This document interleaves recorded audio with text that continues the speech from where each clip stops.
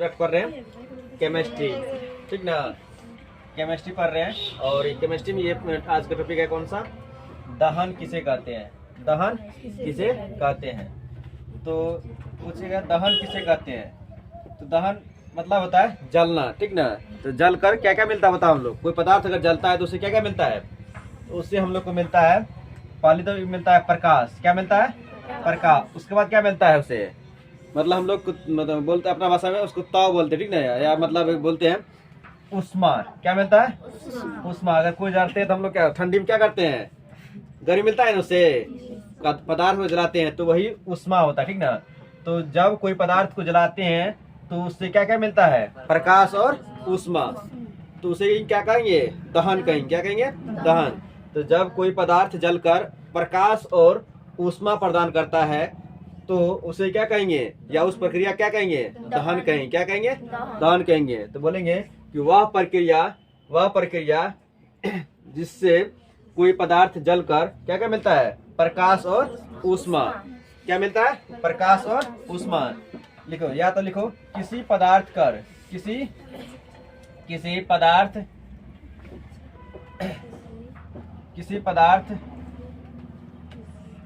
लिखो,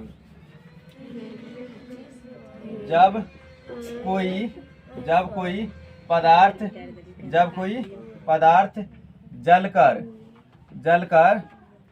जलकर प्रकाश और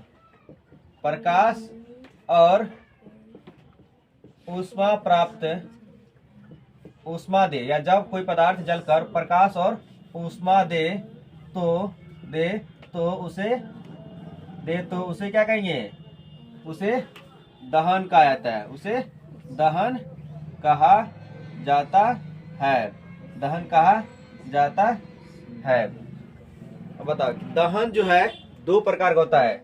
दहन कितने प्रकार होता है, दो प्रकार का। एक होता है ज्वलनशील पदार्थ, एक होता है अज्वलनशील पदार्थ। लिखेंगे कि दहन लेकिन दहन दो प्रकार के होते हैं। दहन दो प्रकार के होते हैं। दहन दो प्रकार के होते हैं, कौन कौन। तो पहला होता है ज्वलनशील पदार्थ। क्या होता है, ज्वलनशील पदार्थ। ज्वलनशील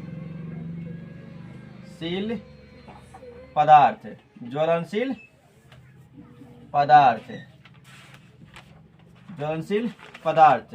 दूसरा होता है अज्वलनशील पदार्थ।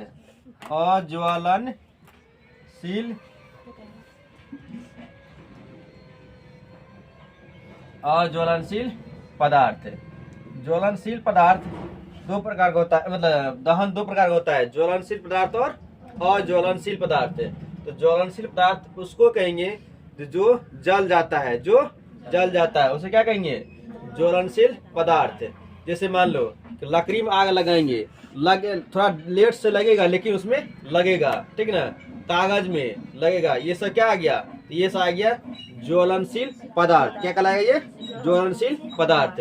दूसरा है अज्वलनशील पदार्थ। जैसे हम अज्वलनशील पदार्थ किसे कहेंगे, वह पदार्थ जिसको हम जलाने पर नहीं जलता है। जैसे पत्थर कभी जलेगा, कभी नहीं जलेगा। तो ये कौन सा पदार्थ, क्या कहलाएगा ये कहलाएगा अज्वलनशील पदार्थ। जैसे ईंट कभी जलेगा, आग लगेगा इसमें, कभी नहीं लगेगा। तो ये कौन सा कहलाएगा, ये कहलाएगा ईंट पत्थर कहलाएगा अज्वलनशील पदार्थ। और ज्वलनशील पदार्थ किसे कहते हैं, तो जो जिसको जलाने पर क्या कहता है, जल जाता है, उसे ज्वलनशील पदार्थ कहते हैं।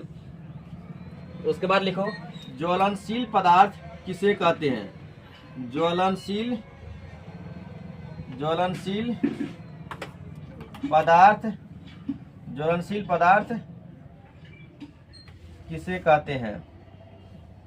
किसे कहते हैं, तो बताओ ज्वलनशील पदार्थ किसे कहते हैं, जिसको जलाने पर जल जाता है। उत्तर लिखना है, वह पदार्थ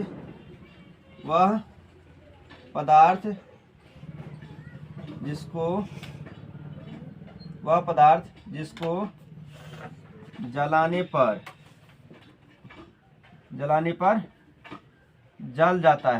जल जाता है, है उसे जल जाता है, उसे ज्वलनशील पदार्थ कहा जाता है। ज्वलनशील पदार्थ, ज्वलनशील पदार्थ कहा जाता है। जैसे बता, जैसे जैसे लकड़ी, जैसे लकड़ी, और बता कागज, कागज और प्लास्टिक, प्लास्टिक आदि दे दो बस, और भी हो सकता है, ठीक ना, आदि, ठीक है। ये समझ गए हम लोग, ठीक ना। तो अभी समझे हम लोग दहन किसे कहते हैं। दहन किसे कहते हैं? जब कोई पदार्थ जलकर प्रकाश और ऊष्मा दे तो उसे क्या कहा जाता है? उसे दहन कहा जाता है। दहन दो प्रकार के होते हैं, कौन कौन? ज्वलनशील पदार्थ, दूसरा अज्वलनशील पदार्थ। ज्वलनशील पदार्थ किसे कहते हैं? तो वह पदार्थ जिसको जलाने पर जल जाता है उसे ज्वलनशील पदार्थ कहा जाता है। जैसे लकड़ी, कागज, प्लास्टिक आदि, कुर्सी, टेबल, ठीक, ये सब भी कौन सा है? ज्वलनशील पदार्थ। क्वेश्चन, अज्वलनशील पदार्थ, अज्वलनशील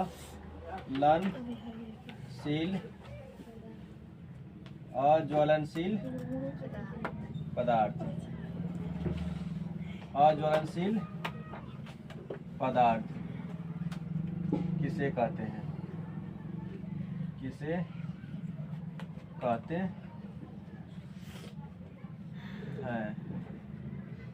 अज्वलनशील पदार्थ किसे कहते हैं? लिखो उत्तर। तो हमको पता चल गया कि ये क्या होता है, कि बोलेंगे वह पदार्थ जिसको जलाने पर क्या होता है? नहीं जलता है, उसे अज्वलनशील पदार्थ कहा जाता है। लिखो, वह पदार्थ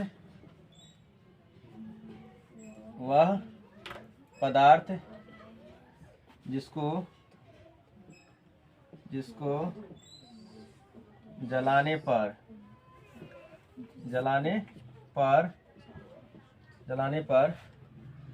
नहीं जलता है, उसे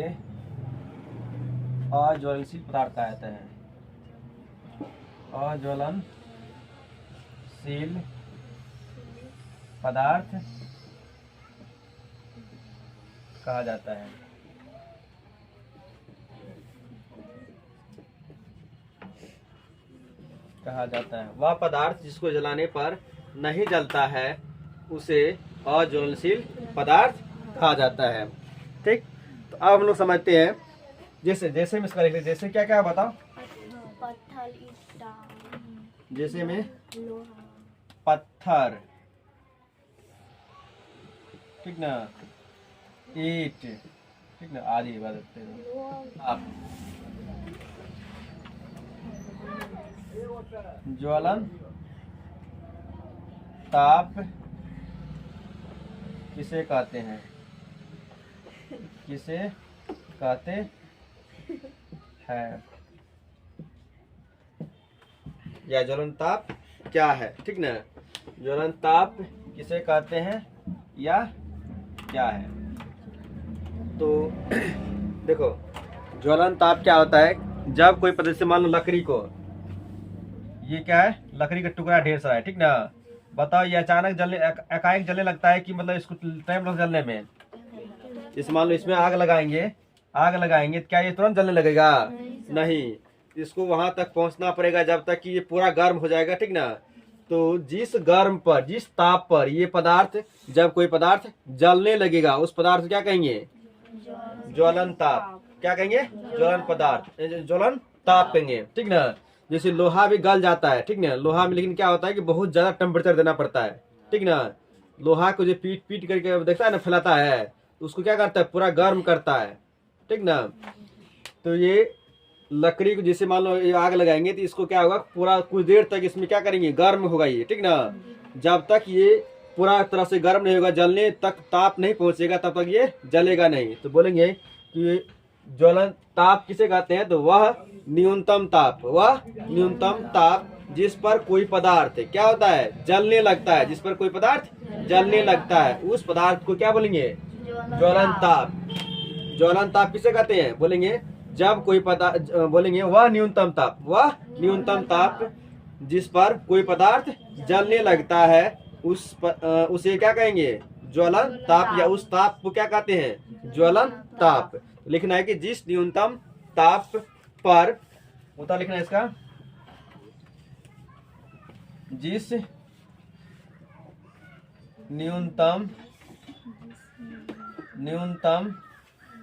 ताप पर कोई पदार्थ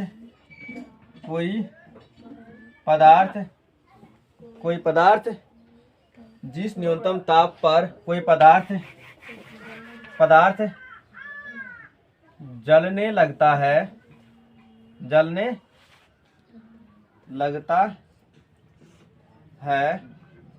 उस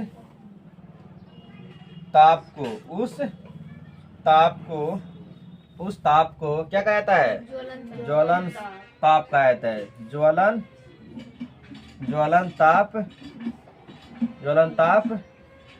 कहा जाता है, ज्वलन ताप कहा जाता है। कि दहन के लिए आवश्यक शर्त क्या है।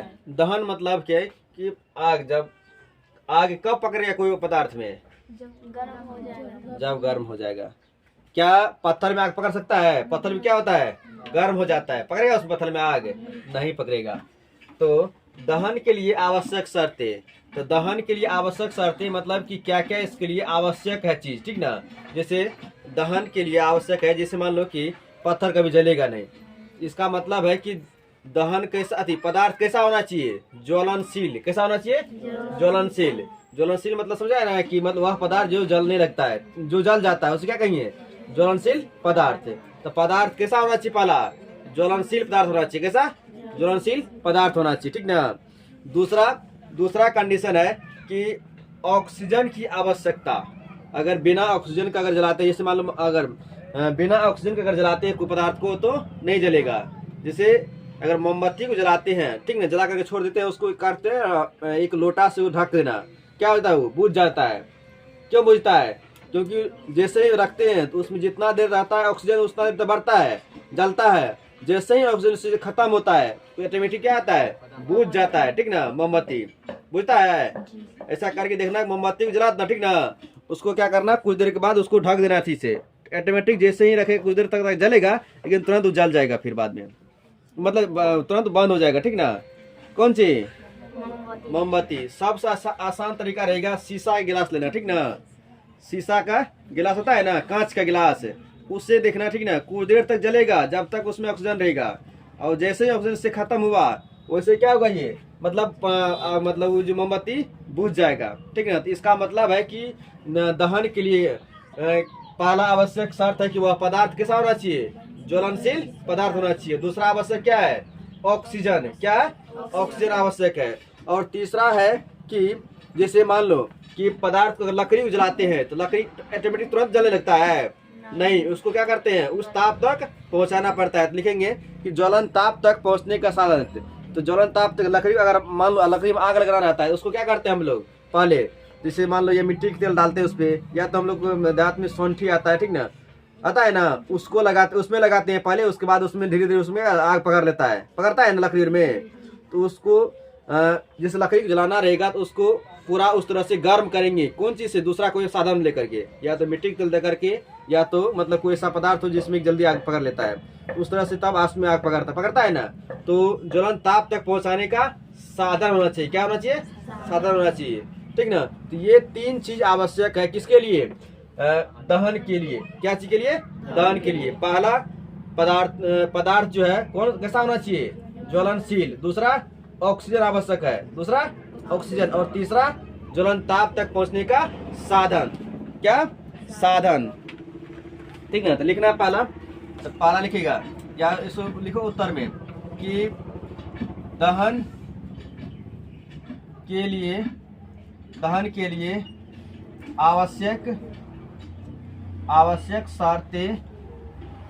आवश्यक शर्तें निम्न है। कैसा है? निम्न है। ठीक ना। तो पहला लिखना, पहला क्या होना चाहिए? पदार्थ ज्वलनशील होना चाहिए। पदार्थ ज्वलनशील होना चाहिए। दूसरा कैसा होना चाहिए? ऑक्सीजन की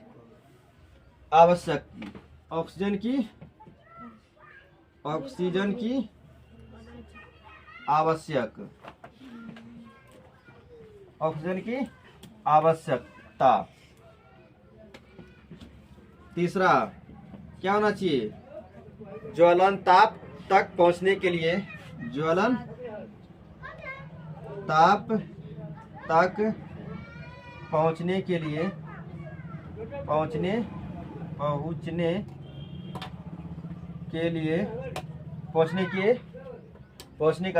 पहुंचने का साधन।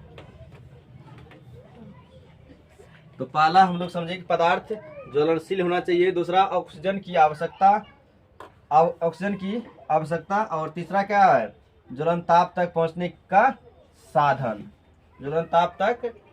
पहुंचने का साधन।